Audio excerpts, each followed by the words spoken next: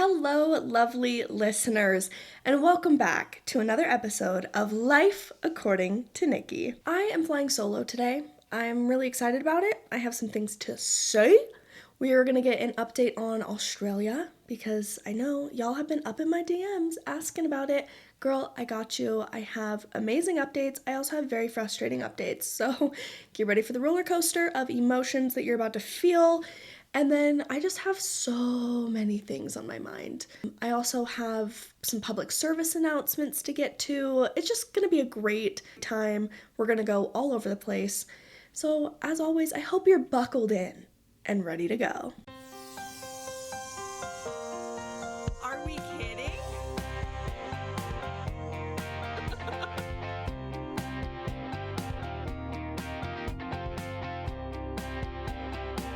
Oh my gosh, I love that.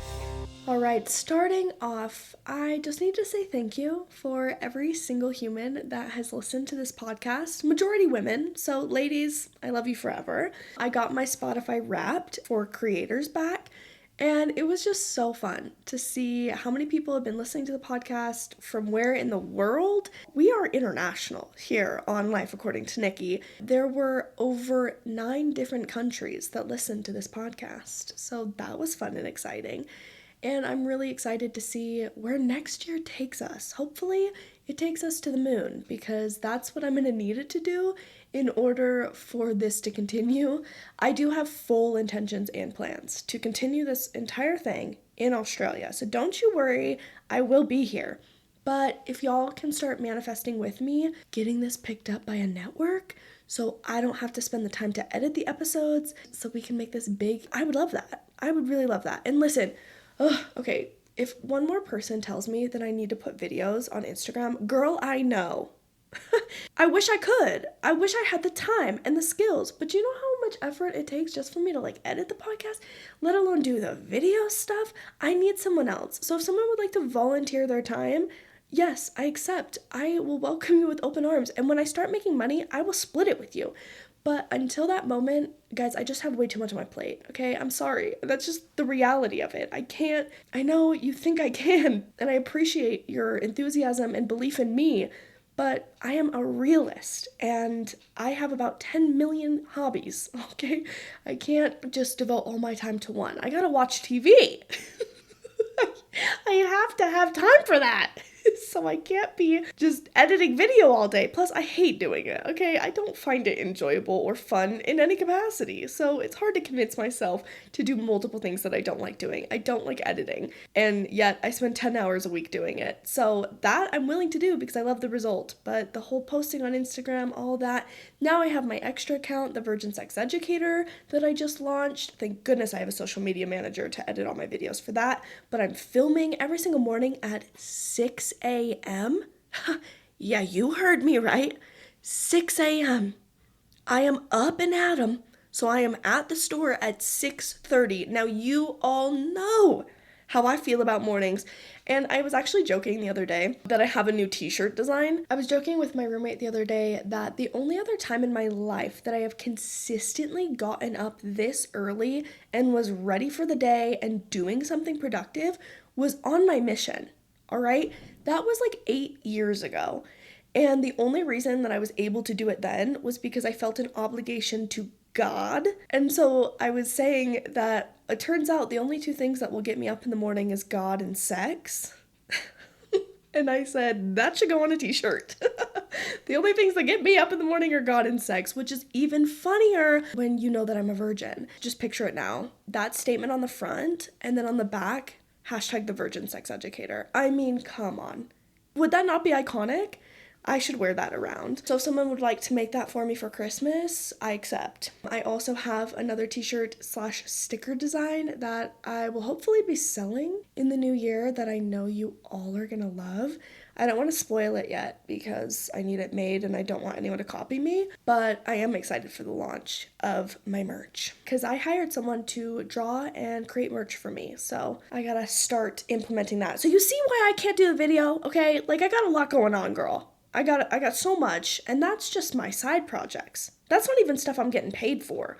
Okay, I do have 4 different jobs that I am on the payroll of right now. I am also doing all the Australia getting ready to go stuff because, mind you, I'm leaving the country in like 3 weeks now. So, yeah, I'm a bit stressed. I thank you for recognizing all that I'm going through. If anyone would like to help me and volunteer their time, I will happily take you up on it and I will give you all the stuff I don't want to do, which mainly has to do with editing video. Alright, first up, we're going to do my recent watches. Then I'm going to give you a long awaited update on the entire Australia situation. Spoiler alert, I am still moving to Australia. And then we are going to finish us off with my random thoughts that I've had over the past few weeks. You're in for a real treat. Starting right up at the top, I watched 1923, which is the prequel to Yellowstone, but it is the second prequel because we have 1883, which we all know I love that one. I am a die-hard 1883 fan. If you have not seen it, it is worth the watch. Moving on. This is 1923, which is the next edition. Now, a couple things that I did not know and was deceived about. Number 1, 1883 was just one season. Just a solid binge with Faith Hill and Tim McGraw. And it was perfection. So I thought 1923 was also gonna be a one season binge. Joke's on me. That was so dumb of me to assume. It was about halfway through that I finally realized we've got a lot happening in this season for it all to be tied up in a bow in like 3 more episodes. Nah, babe, that ain't gonna happen because this is a multi-season thing.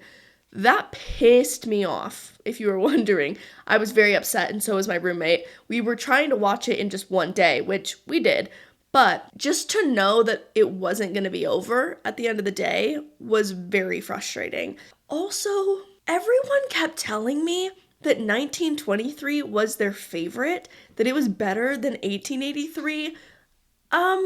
Although it is very good, I don't know, you guys. It was a lot. It was a lot of violence and a lot of like really, really sad things. Okay, let me give you just kind of an overview of this whole Yellowstone world if you are unfamiliar. To understand this entire world, you need to understand who the director of Yellowstone is. It is this man named Taylor Sheridan. Now, Taylor Sheridan himself is an actor, and as we now know, he is a director as well because he directs Yellowstone. But not only is he big in, those kind of worlds, he is huge in the cowboy world. Now, he is a professional horseman and like horse trainer. He is like the one that celebrities are sent to if they need to learn how to ride a horse for some Hollywood film. He is the guy that they go to, okay? This guy makes so much money training celebrities on how to ride horses. So when an actor is going to be in like a Western show or something with horses, they will send them to Sheridan's ranch to learn these skills. He'll teach them how to ride horses, how to rope cattle, and how to handle livestock. And he is super well known for this. He also has a lot of different awards in different horse events, like something called cutting, where you are on a horse and you're trying to keep one baby cow away from the herd. And it's really difficult, and you have to have like really high class, amazing horses to do this, like millions of dollar horses, okay? They like go into it on the show, so I know a little bit more now. But Taylor, the director, he decided to kind of start Yellowstone because he wanted to show this cowboy lifestyle, this thing that he's really passionate about. So he trained personally every single member of that cast on Yellowstone. And Yellowstone is about this family called the Dutton family. And it originally was Kevin Costner as the father. The mother has passed away. And then they have 3 children, a daughter named Beth, a son named Casey, and then another son named Jamie. They are adult children, okay? They're in their 30s, maybe early 40s. And it's about them trying to preserve this land and this huge Montana ranch that they have. And you would think, oh, it's like a show about, Montana and like some cows. It's how violent can it be? So violent. It is so violent. Okay? This is probably the most manly show I've ever watched in my life. There is something really compelling about this story, just their commitment to safeguarding the ranch and this property and their animals. And it's set in modern day, but like, wow, your ethics have to go out the frickin' window if you're gonna watch this. If you are someone that has, like, I don't know, a moral compass, it's gonna be difficult to watch this show because even the people that you're rooting for, you kind of feel bad that you're rooting for them because they're murdering people. Like, they are straight up killing people over some cattle and over some land and over some politics. Like, it is crazy. It is wild. It is very interesting insight into, like, this rancher world. By no means do I think it's, like, accurate, okay? That's crazy. But I think that there is something to, like, the general politics and, like, the livestock association and the police and all of that. So, anyways, it's very fascinating, but the entire story revolves around this Dutton family and them trying to protect the Yellowstone ranch that they own. So that's the main series. And Taylor Sheridan, the director of this, he is also in the show as an actor and as like a famous horseman. So he's like basically playing himself in this world. It's very interesting. They came out with a few seasons. It was just so popular and they started doing a prequel series. So they started with 1883 after I think it was like 3 seasons of Yellowstone was out at that time. Could I look this up? Absolutely I could. Am I going to? No. I'm just gonna, speak out my butt. You know what? We'll see if my facts are straight later. Well, anyways, 1883 came out, and it's the story of the Duttons' great-great-grandparents and how they got to Montana and their journey from Texas. I think that's where they start off. Again, am I gonna fact check? No. But it is the story of Tim McGraw, who is like the ancestor of the Dutton, Kevin Costner in the new modern age, and they are pioneers trekking, literally, up through the land to try and get to Oregon, I believe was their final destination that they were trying to get to. But you start to see the story of like what happened and how they ended up in Montana. That story is heart-wrenching just because it's like the pioneers, they went through a lot.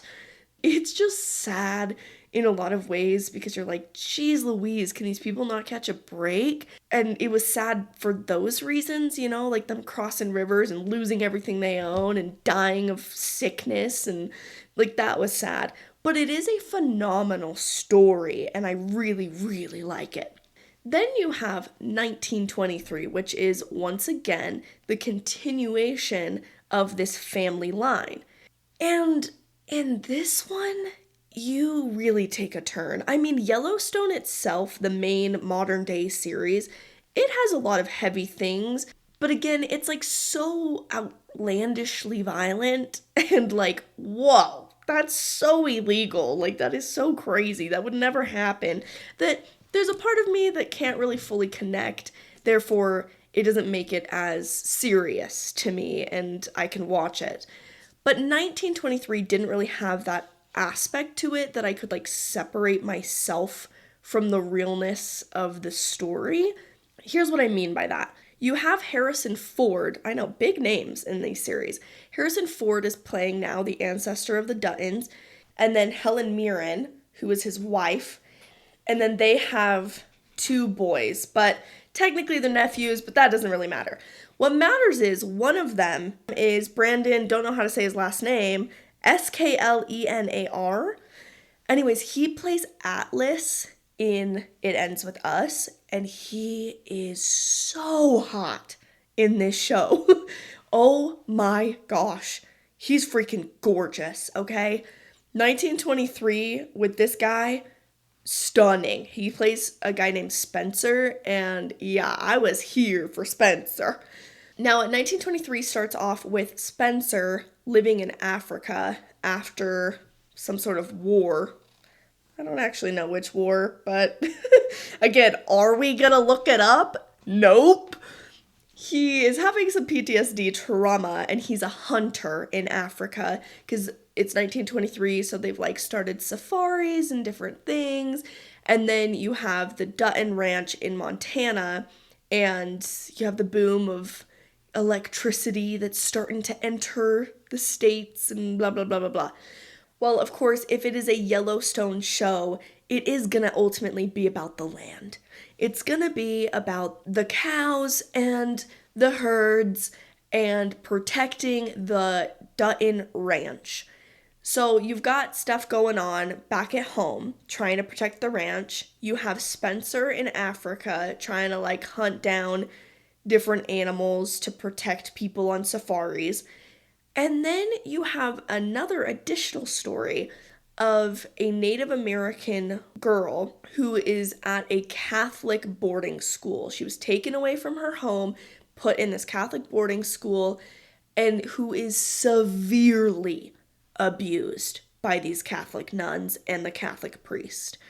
And that's what was really difficult for me, is not only am I getting one element that's like hard to watch, you know, the violence or the scariness or whatever of like the land and Spencer in Africa.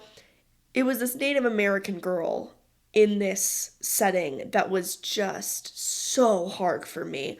And the violence that happens to her, I mean, she is beaten to a bloody pulp. And then she also like beats the nun. There's like torture that happens. It was just so difficult to watch. Knowing that like stuff like this happened. I mean, I would like to hopefully believe that not every single place had this happen. It was just really difficult to watch. I mean, oh my gosh. I can't unsee some of those scenes and like just how horrible they were. I can't. So, for that reason, 1923, subject matter wise, was just not for me. I can get why people really liked it as far as storyline. It was just really rich in its plot. The acting was phenomenal. You were on the edge of your seat wondering what's going to happen. But I just couldn't handle the type of violence that it was. Any sort of abuse of any kind, especially like physical, but even emotional, I can't. I'm a little too sensitive for that, all right? It's not okay, and I can't separate my feelings when that happens on TV, in books, anything like that. It just feels too real to me because I know that things like this happen in real life, and I just don't really want to be entertained by that, you know? So, for that reason, 1923 was not my personal cup of tea. Spencer was very hot, okay? The show did have that going for him, and the girl that he's with is stunning. Oh my gosh, she was so pretty. Just from every angle, I was like, wow, she is beautiful. But it ends, of course, on a cliffhanger. So, season 2 should be dropping in February of 2025. And then Yellowstone, going back to the original show, okay, the modern day version, it was supposed to be in its final season right now. It had this huge long break between season 5 part 1 and what is now season 5 part 2. I mean, it literally felt like a 2-year break. It was so long. There was all sorts of drama about Kevin Costner and the director and about a bunch of other things. I don't know. I didn't really look into it that much, but I do know there was drama. But Kevin Costner was not able to return for whatever reason. He says it was scheduling. Other people speculate that it was like drama, but he was not able to return. People were going to boycott watching Yellowstone if it didn't have Kevin Costner. And so I feel like they just told everybody, like, this is going to be Yellowstone's final season. Just this part 2, it's going to end. We're going to tie it up in a pretty bow. It's going to be great. And I think that that was a brilliant strategy PR-wise because it got us to watch it. All of those people that were mad about Kevin Costner being gone were like, well, I mean, it is the end. I'll just, like, finish it out. Nope. Once again, we were deceived, okay? It is not the end. Nope, not at all, actually. They're going to end it on a cliffhanger. There's 1 episode left of this season. I am pissed because I thought it was over. I thought it was done. But here we are. And they're just going to continue it until the end of time. And that makes me mad. And I don't know if I'm going to continue watching it with a new season that's, probably going to come out 3 years from now if the timeline so far has been any indication. But I don't know.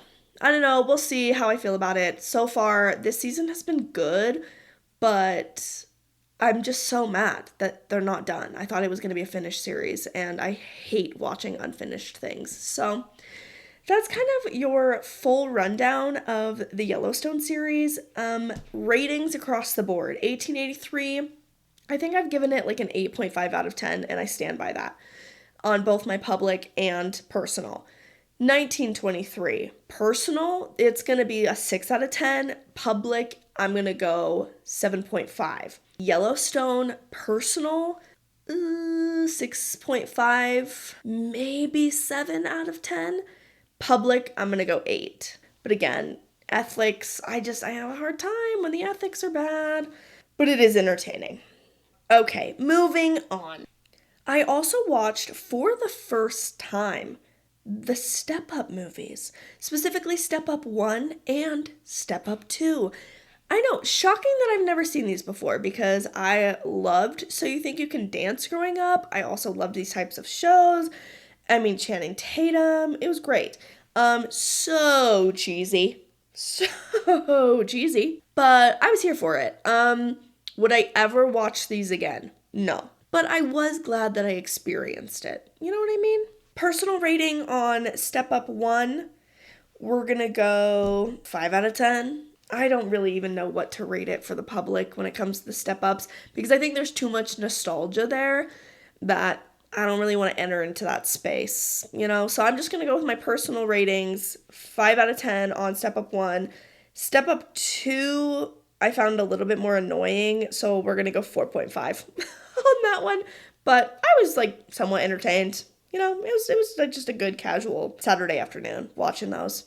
Next up, I watched Reign, as in Reign of a Queen. My roommate told me it was good and that she loved it in her teen years, and I can see why.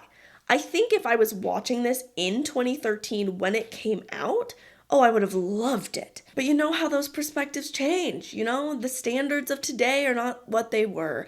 And it was way too much drama. It was a lot. I ended up watching all of season 1, and then I watched about 4 episodes into season 2, and I saw where this was going. I mean, back in the day, they had these 22 episode seasons, and the drama was just all over the place. I mean, you were not taking steps forward. I mean, you're taking 1/2 step and then you veer to the right and then veer to the left and then go backwards and then you kind of take a step forward and then you go back 2 steps and then you finally get with the person that you were supposed to be with this whole time and boom, somebody's pregnant and there's drama. So again, I watched all of season 1. Really, the only reason I continued watching was for the costumes.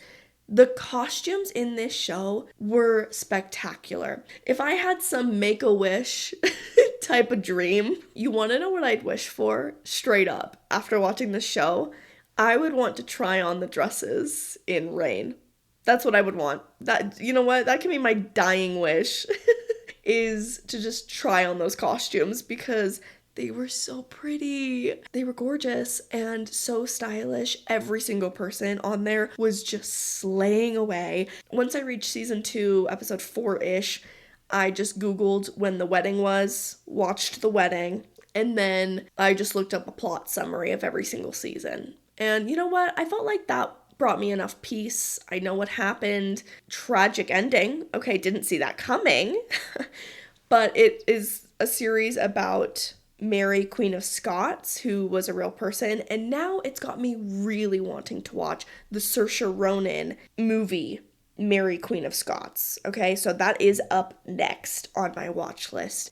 Overall, I'm going to give Rain a 5.5 on my own scale. Let's go 6 out of 10 for the public. But once again, if you haven't already seen this show and you're not really in the mood for something like Lost, okay, just think of Lost, where the drama just never ends. But I mean, the costumes, stunning, and the acting wasn't bad. It was pretty good. Well, I think that's enough said on Rain. You know what? Don't watch it. If you haven't seen it yet, not worth it.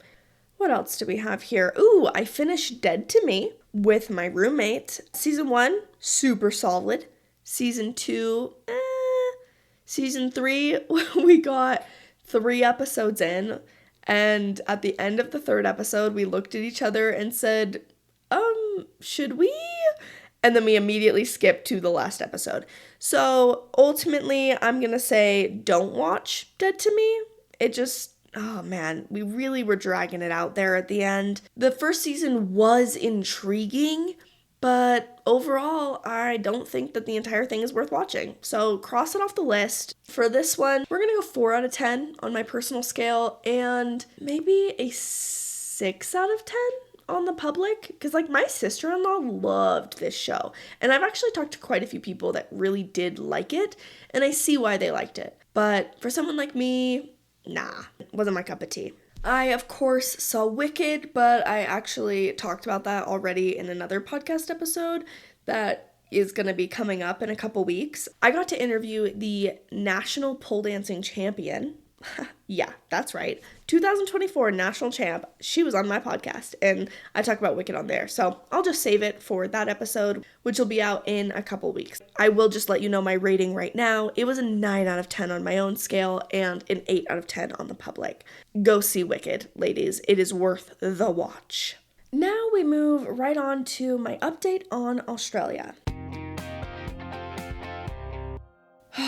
Boy, oh boy. I have so much to say. So much has happened since I last recorded. To do a quick review, it was just a lot of, I can't do this until this is done, but I can't do that until this other thing gets done. And the school itself was holding up a huge part of this process. I couldn't get my letter of enrollment that is needed to apply for my student visa until my tuition was paid, but I couldn't pay my tuition until my loan was approved, and they wouldn't approve my loan. So it was just this constant back and forth. The amount of emails that I have exchanged with Calvin at Curtin University is actually insane. I'm probably his least favorite person on earth, and I do plan on making him some cookies and bringing them to him the very first time I meet him, because he is the only one that has responded to me. So I latched on to him like a freaking leech and sucked the life out of him because no one else would reply to my emails. I should probably count it up because it's got to be no less than 150 emails that I have sent out over the last 2 months. That is not an exaggeration. It might be more. I have looked up the lists of advisors, counselors, people who are supposed to be in charge. I have looked up everyone at the school and sent them emails and tried to get help, and nothing. No one has responded to me, or if they do, they send me the effing link to the scholarships page, and I swear on my mother effing life, if one more person sends me that page, I'm gonna lose it. I'm gonna lose it. Because I've read through every single one of those scholarships, and I don't qualify. I don't. The one scholarship that I qualify for through the school itself is an accommodation scholarship, which up until 2 weeks ago has been closed. So I've been waiting for it to open. It finally opened. I applied. I did the whole thing. It's only a supplementary thing. It's a drop in the water, really. It's a $3,000 limit, okay? But you know what? We will take what we can get. Beggars cannot be choosers, and I am on my knees begging for any pennies thrown my way, okay? And I will accept them with gratitude and a humble heart. So I apply for this scholarship, and I get the email back that says, thank you so much for your submission. We'll let you know 6 to 8 weeks after the closing date of this scholarship. Guys, guess when this scholarship closes? April. April. Yeah, no, babe, I'm gonna need that money come March. Not 6 to 8 weeks after April. Yeah. To be honest, I don't know how this is gonna happen for me. I don't have the money. That is the bottom line here. I will get to Australia with only enough money to last me 2 months of rent and food because my rent and food are actually combined because I have a meal plan. 2 months, people. That's how long I've got for God to come through on a giant miracle. Now, I am hopeful that in January, my first scholarship I'll hear back from, the one that I spent over a month on. I had to write like 11 different essays. I spent a ton of time on this one singular scholarship. And if I get that scholarship, to be honest, like so many of my problems are taken care of with that one scholarship. It will completely cover my food and rent, and it will immediately pay back my loan. I will be set for the year. So, everybody, please pray. Together, drop my name in your nightly prayers. I do need it. And I will love anybody just asking my heavenly parents on my behalf for my help. Because if I do not get that, I'm gonna have to book a flight back home to nothing because I sold everything. I will be the biggest failure ever. And part of me is like so nervous for that. I can't even talk about it because it terrifies me to no end that I am also putting myself out very publicly that I'm doing this.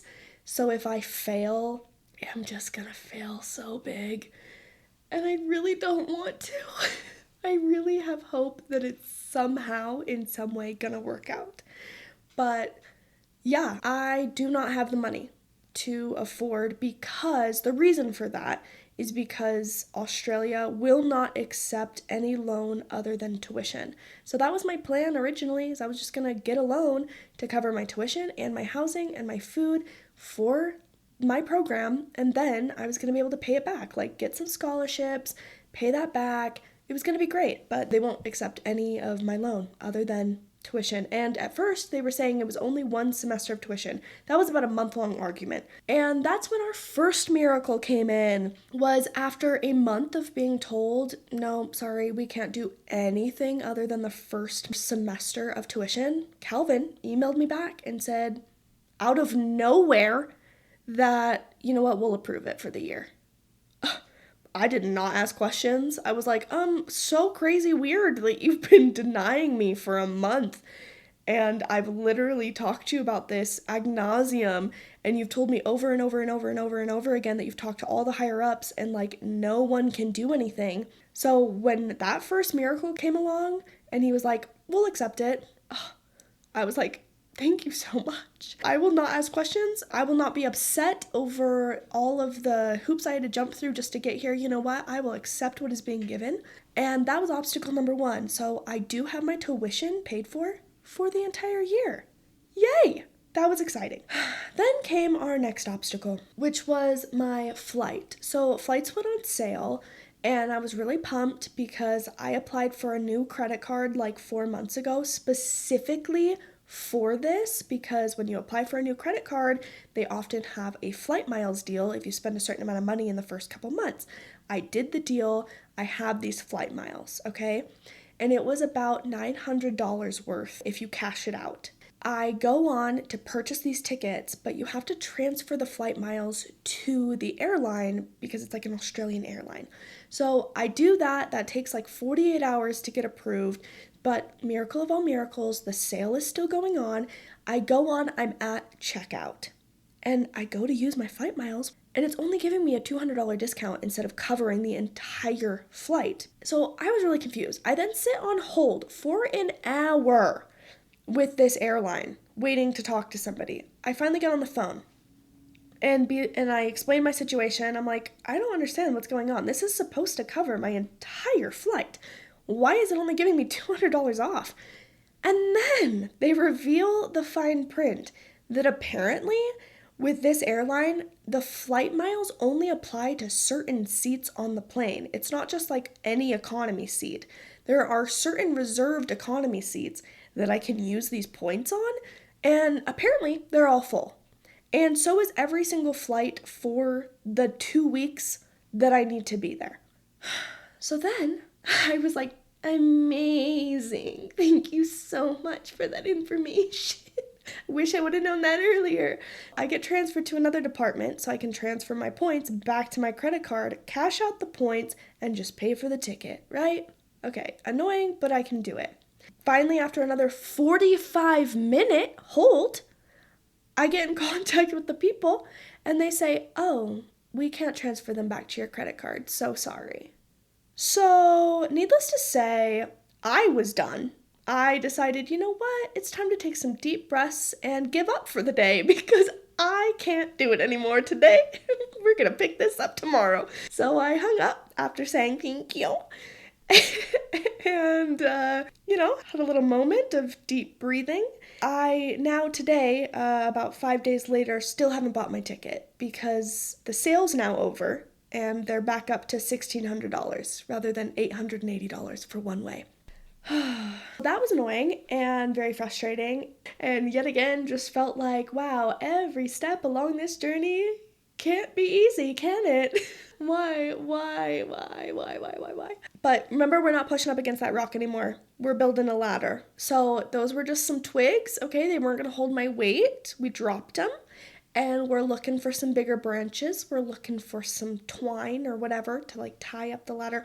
We are working towards bigger, better things. It was about this time that I start not self-doubting, because I really do believe in all of this. I believe in my heavenly parents and like their ability to make these things possible. But wow, haven't really seen a lot of signs that like I am on the right path to justify my decisions to everyone else around me. All I have to tell my family is like, I don't know, this is how I feel. I feel good about it. I feel right about it. I feel like this is what I'm supposed to do. But then every step along the way, it just feels like I'm also not getting anywhere. So that's been very aggravating. And I feel like to everyone around me, it seems like, are you sure this is the path? It's been hard to just constantly feel like I'm justifying my decision, and I don't have any like evidence to show that it's gonna work out except the feeling in my heart. This is kind of where I've been for, months now, but especially the last few weeks. And there was a couple other things that happened of like roadblocks that I just once again felt like, goodness, can nothing go right? Can nothing be easy? They finally said, okay, we'll take your loan money. And they said they'll take it on December 16th. And I was like, can you take it just like today, please? So I can apply for my visa, because you're all telling me that I need to have at least minimum 3 months in advance to apply for my visa, because it can take anywhere from 3 to 5 months to get it. But they were like, no, we're gonna wait to accept your money. For no reason. Like, I literally contacted my loan company and they were like, they can accept the money any day. Why? After many more emails exchanged with Calvin, I got the health insurance. I emailed them back, said, here's my health insurance. Please, for the love, somebody have mercy. Somebody just take me out of my freaking misery and just give me this letter. So I got the letter at 11 p.m. on Sunday. And I decided that, you know what, let's not wait a second longer. Let's just apply for the student visa. It takes me 2 hours to apply for this student visa. It's a lot of information. Visas are a lot of paperwork, if y'all didn't know. They take a long time to be processed, too. You don't just turn in your student visa and then it's like, oh, yay. Now, the advantage of Australia is I don't have to mail anything in. It is all electronic, and my visa is granted to me electronically. So that is a huge relief, because with Switzerland and stuff, I had to mail stuff in. I had to mail my passport to get it put physically in my passport. So I was really excited to hear that that wasn't the case with Australia. Well, anyways, I take 2 hours, I apply. It is now 1 a.m. I am trying to pay the $1,000 for this visa, and my card keeps declining because it keeps jumping up as fraud, because I'm trying to pay $1,000 to an Australian company. And at this point, I was ready to give up. If I wasn't ready to give up before, this was my moment. I said a little prayer and I typed in my card information one more time and it finally went through. It was like 1:30 in the morning at this point, and I was just ready for bed. I was done. I was like, okay, I did it. I accomplished what I needed to accomplish. And they have, right after you submit your application, they have a button that says like your visa timeline. So I click on that and it tells me how long it's probably going to take for me to get my visa back. And for my particular visa from my country, it said that the fastest was about 4 weeks, but the average was 3 months. And then you will definitely have it by this time, by the end of 5 months. So that's kind of my timeline, right? Which is completely fine. I got my tourist visa. It's gonna be great. And this is where the miracle is, guys. Are you ready? I'm probably gonna get emotional just talking about it. I went to exit out of my computer and I see that I have 2 emails. The first one is an automatic email telling me that they have received my application, that it's been submitted. It's just one of those like verifying emails, right? And then there's a second email. And the time on the second email was 3 minutes after I submitted my application. I open up this email and all of a sudden I'm reading these words and I click on the document and it says my name and my information and it says visa status granted. And I was like, wait, what? Because I'm thinking like, wait, this is just telling me like they've accepted my application, they've got it. This is not my actual visa. That would be impossible. That is impossible. For 3 minutes after I submit my visa, this thing that at minimum, at the quickest, is 4 weeks long for you to get a result back, that it's saying that I have it. And so I start reading through everything in complete disbelief. Like, I am frozen. I think my heart stopped, the blood drained from my body. I was like, what is this? I'm so confused. I'm reading through it and it's telling me all the, laws about how much I can work with this visa and the different criteria. And it has the dates of when it's valid from, which was from that day that I applied until September 2026. And I still didn't believe it. So I then go on to a separate website where you can look up the status of your visa because I was like, there is no way. There is no possible way on this good green earth that this is my visa. I look up the status of my student visa and there it is. It pops up and it has the exact same information from the email that I was just reading, and it says that it is active, that I have a student visa. And guys, I can't even express to you what I felt in that moment. It's like 1:30 in the morning. I'm sitting on my couch after having been just so frustrated at the declined payment, this whole entire process, just all of those doubts there for a second, just always simmering, sitting next to me, I feel like, and I have to choose to not see them and choose to look forward rather than hear these voices of this is a mistake, you're not good enough for this isn't gonna work out, you don't have the money for this, all of those doubts, you're gonna be a failure. And I just have to believe in the voices that are telling me that I know you can't see it, but it is gonna work out and you are gonna build this ladder. And I felt like in that moment, staring at this student visa, that was my moment where all of those voices faded. And I felt like I saw my ladder and I saw confirmation that it's gonna happen. Because if my heavenly parents can make a student visa appear in 3 minutes, then they are capable of anything, right? There are no limits on the miracles that we can have. And that's what this was. This was a miracle. That cannot be overstated. That is not an exaggeration. I pressed submit, and 3 minutes later, I had a student visa. It was just so confirming to me that I'm on the right path. It was just this boost that I am listening, that I am doing what I'm supposed to be doing. And I think that in life, like, we always are gonna have those 3-minute moments where everything may be going wrong, but you're gonna have something that just happens, that just clicks into place, that almost takes no effort. It's gonna be enough for you to take the next step, or for you to look a little bit harder and build your next rung to get over your boulders. That's what it was for me. I went into my room, my roommate was luckily still awake, and I said, I got it. She says, oh, I'm so glad you submitted your application. And I said, no, I got it.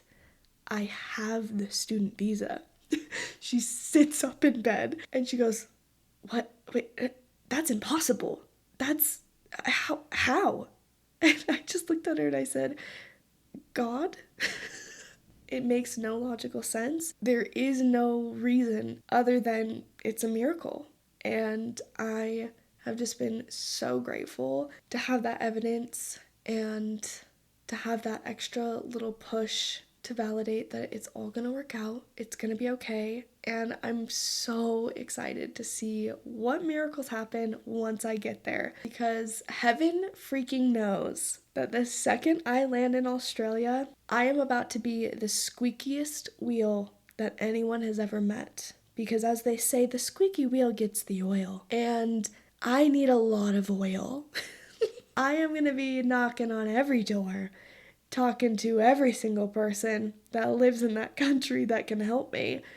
Everyone at that university will know my name and will either hate me or they're gonna love me. We're gonna be besties because I'm gonna be sitting in their office, and if they can't help me, I will not leave until they get me the name and office number of someone that will. Part of me is like, they're not ready for the hurricane that is me, that is about to show up into their offices, because you can't ignore my emails when I'm standing in front of you, babe.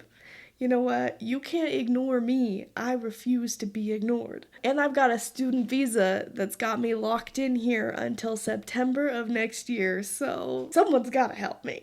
Okay, there's my update. Hopefully that was enjoyable. Miracles happen today, folks. I will keep you all abreast the situation of my money, because we are anxiously awaiting that miracle. Oh, the fields are ready, and we're just praying for rain at this point. The seeds are planted. We're ready. We are sitting, watching the weather, because I'm gonna need it to rain. Thanks for just being here for this journey. And for anybody that is in my situation, not necessarily like trying to leave the country, but just feeling like you're constantly trying to do what you're supposed to be doing, but you're running into so many different boulders, I say to you that it is gonna work out. There are gonna be miracles that you're gonna see. And I got to see mine after 5 months of work, and it happened in 3 minutes. We have now gotten to the section of the podcast that is my personal favorite, which is where we go through the note section on my phone and discuss my thoughts that I've had recently. Okay, so I was on my period. I think that is important information to know for both of these things. Number one, I was feeling, a little extra emotional, a little vulnerable, and I watched Fall Guy for the 3rd time. It was the extended cut edition. I got super emotional because I loved how passionate the stunt guys were about their jobs. There was this one part where they're saving Ryan Gosling and they all yell stunts, like a little group chant. And I literally got misty-eyed because I just loved the camaraderie.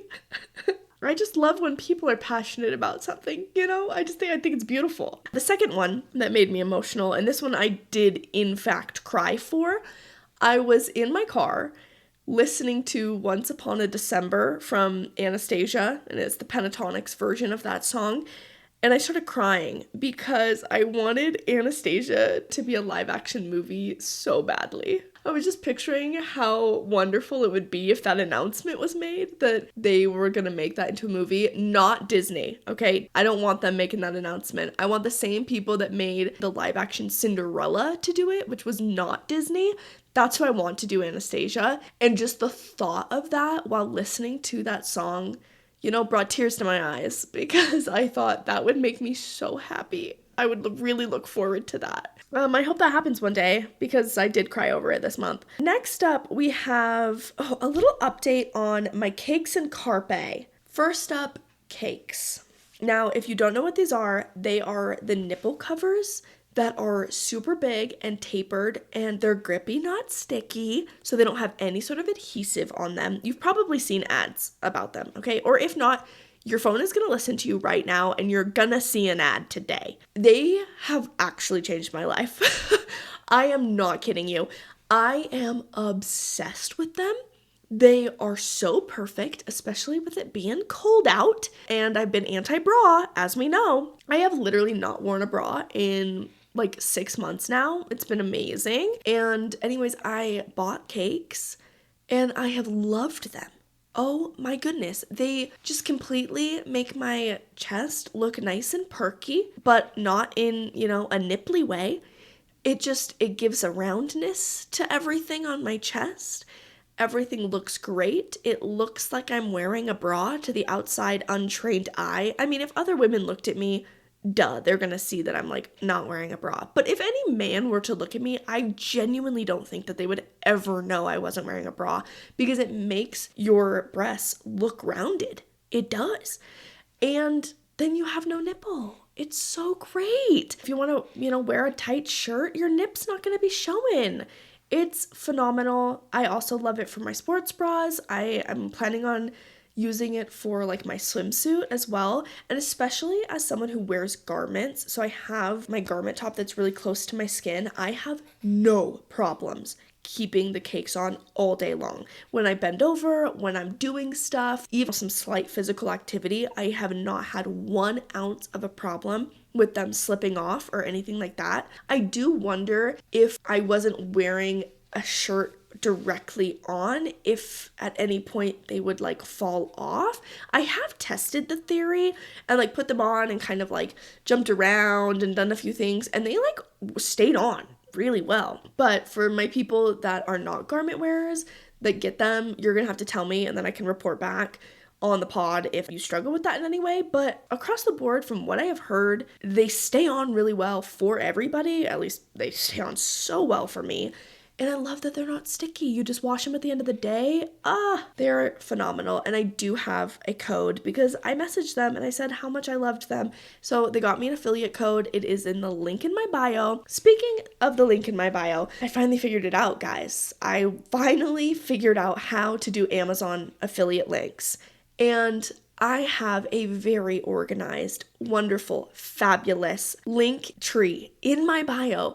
And if you click on it, not only are you going to find cakes, but you're going to find all of my travel essentials for living in another country, which kind of crosses over to vacationing. I mean, there are definitely differences in like what items you're going to want as far as, you're not going to need hangers if you're just going to go on a vacation. But my flight pillow, my bag that everybody loves, my backpack that I swear by, I have tried over 6 different types of backpacks, and I'm telling you, this is the best one that is still affordable. I've seen some other ads on some other like crazy cool bags, but they're like $300. No, I'm sorry, I'm just not gonna spend that, especially if I don't like it. So these are all affordable, and all of the links are in my bio. Go check them out. If you have a trip coming up, especially that flight pillow, I'm telling you, will change your life. Lastly, Carpe. Carpe did get back to me, but for whatever reason, they only say that they have a TikTok shop, which is so confusing because I literally buy straight from their website, so that made no sense to me. But they're also sold on Amazon, so I have the link for the Amazon. I'm sorry if, you're supposed to buy through the TikTok shop. I don't know how to do that. And they didn't make it like super easy to contact them to figure that out. So I gave up and was like, you know what? I'm just going to have the link to the Amazon shopping cart and maybe I'll figure it out at another time. But Carpe deodorant, it will solve all of your sweating problems. This next one is a call out for all 15 people that have my Audible account. I don't know which one of you this is, but someone's been buying books with my credits. And listen, babe, it happens once, it's a mistake. It happens twice? I think we're forgetting who's paying for these credits. I literally have like 15 people, that is not a lie, on my Audible account, because just anybody who wants Audible, I'm like, just use my account. I have so many people on here, and I don't ask a single one of them to contribute to my $16.11 I pay per month, okay? I am a very charitable person in that way.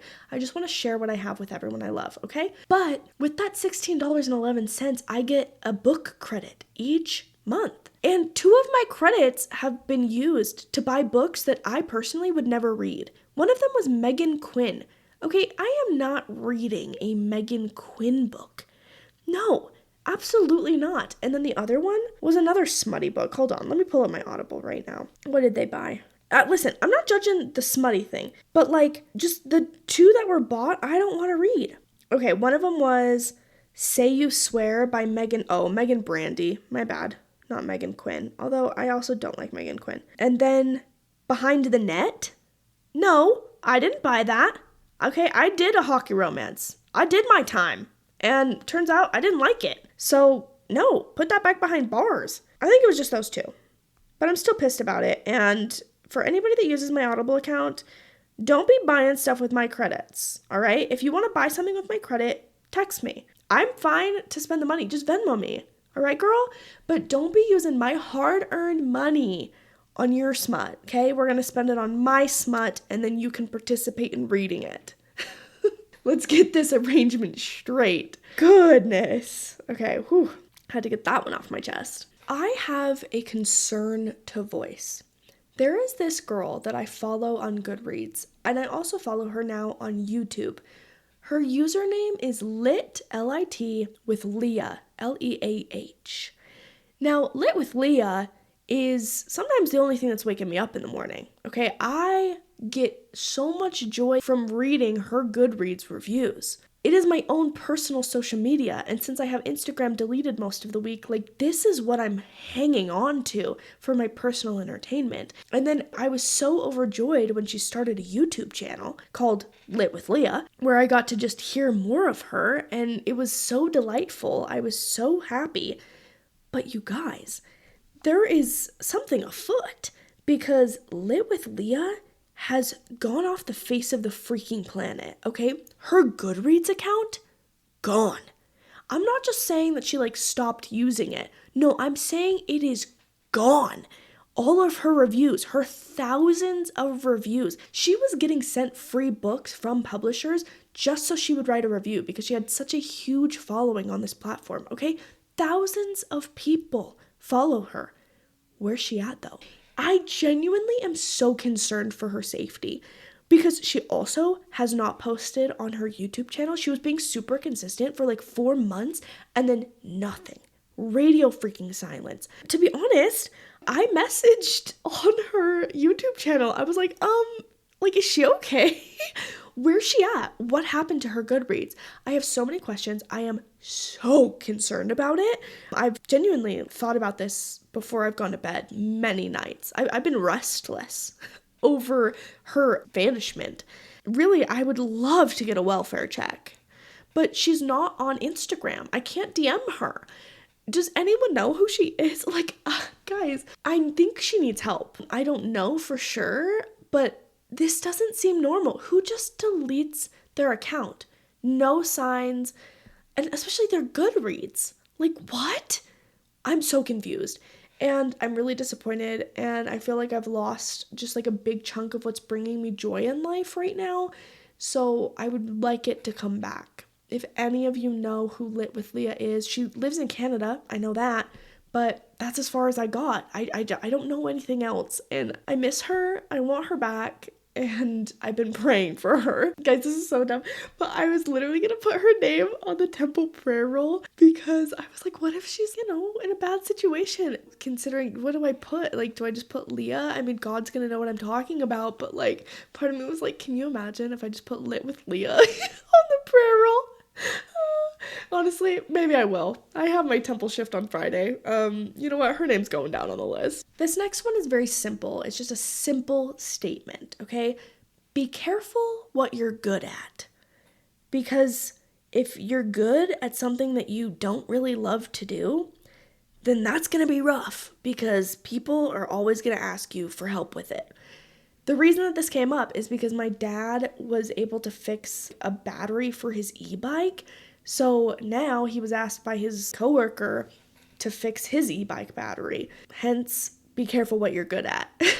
Because my dad didn't really want to, but what's he gonna do? Say no?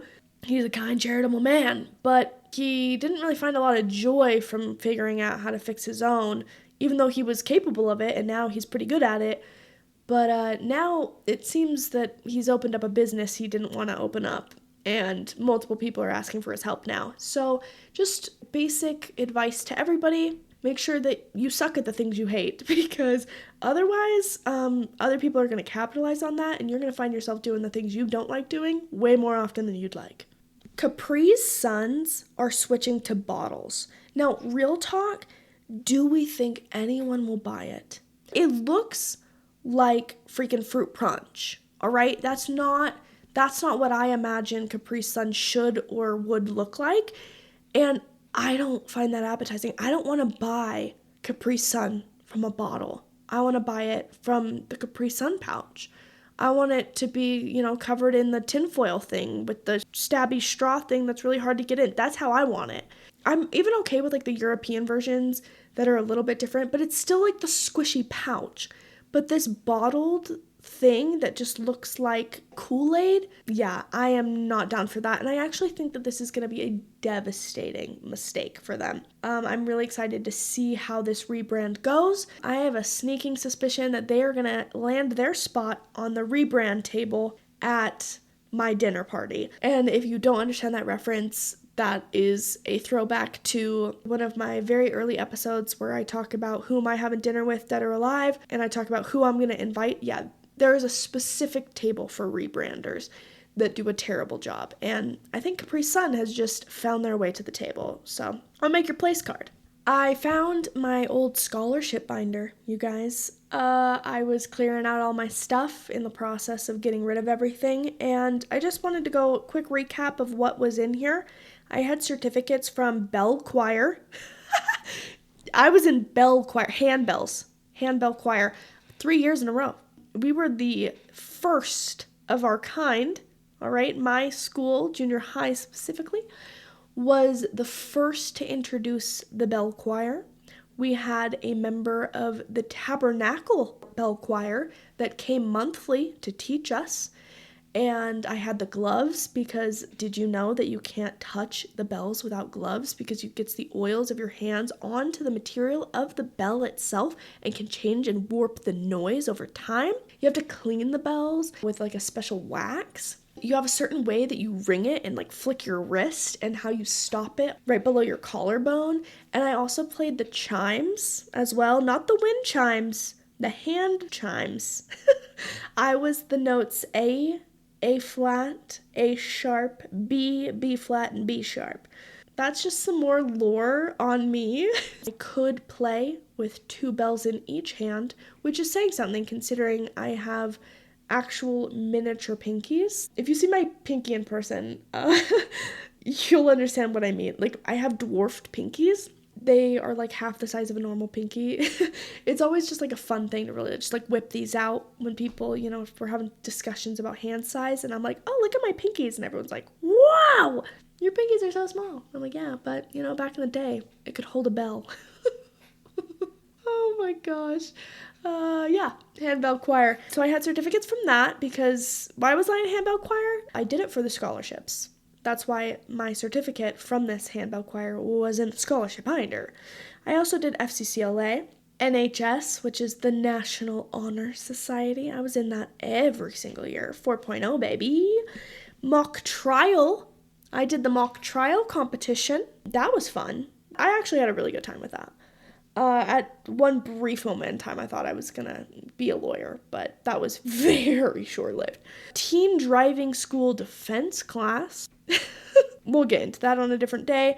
Both of my personal progress awards, and then a bunch of other just like random things. But I think that those are the bulk of my big things that I did, in addition to my countless hours of community service at the old folks' home once a week and all of my other various callings that I did. But, wow, just so fun to see so much wasted effort, you know? Love that for me. I don't mean wasted as in like, it never got me scholarships, okay? It never got me money.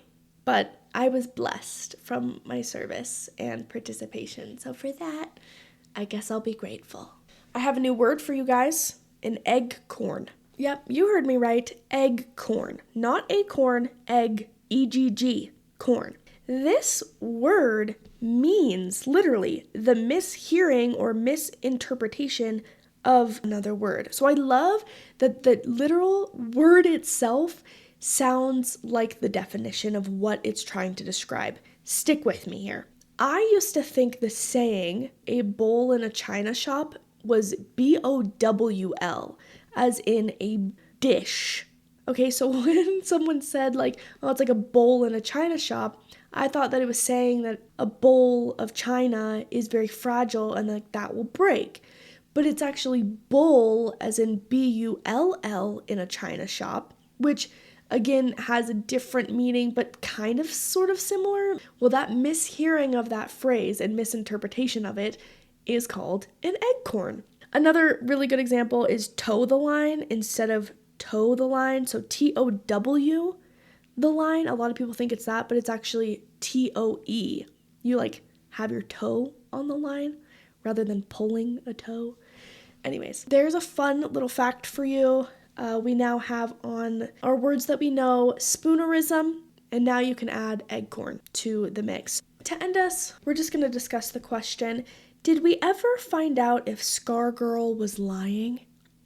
I tried to look this up the other day. There was just no result. If any of you don't know this story, there was this girl on TikTok. She had this scar that was on her cheek. I don't remember how she got it, but it was a pretty significant scrape and was very red. And she's a very beautiful girl. So she got a lot of attention because she had this very visible mark on her face, right? So she kind of got famous because of this scar. But then all of a sudden, her scar started changing shape and color and size. So then everyone started speculating that she was actually just drawing on the scar for the attention. Well, anyways, it just turned into this huge debate, and she would never say that it wasn't real. So she even went on and she was like, it's real. And she like showed this video of her like rubbing it with a tissue. But then of course people are like dissecting this video and it's like, she didn't even touch her face. She like rubbed a Q-tip over it to show like this isn't makeup. But then when they like zoom in on the Q-tip, it's like, wait, is there makeup on that Q-tip? It was this big huge thing, and there were dermatologists being like, I will fly you out to my office and take a look at your scar and you can, debunk it once and for all if it is real or not. And she never took them up on their offer. I think she even did a podcast episode saying like, it is real. But then people from her hometown and stuff were saying that she was out and they never saw the scar, that it wasn't real. So it just like became this big back and forth. Like, is it real or not? Is she just doing it for the attention? And she got so big from this. I was just thinking the other day, was it real? Did we ever find out, was she just straight up lying to everybody? I do believe at one point it was real, but I think it healed and was no longer visible, and so she just started drawing it on. That was my conclusion, because when I really saw the timeline of the scar, I really dove in deep into this girl's story. It did significantly change shape, size, and in some videos, location. Okay, so I do think she was faking. I mean, I don't really care. Part of me is like, well, I mean, you got your dollar bill from it, girl, so can I really be mad? I mean, it garnered a ton of attention and you were getting literally millions of views to your channel. So as a PR strategy, it worked. If I was the PR person, I would have told you to keep lying too, because the controversy from the lie or the speculation of the lie was what garnered her so many people. But I want to know now. Now that enough time has passed, now that it's over, nobody really cares anymore, I kind of want to lean in and be like, just tell us for real. Were you lying? And that's where I'll end us today. Thank you so much for joining me, for all of my random thoughts, for my updates, and for my recent watches.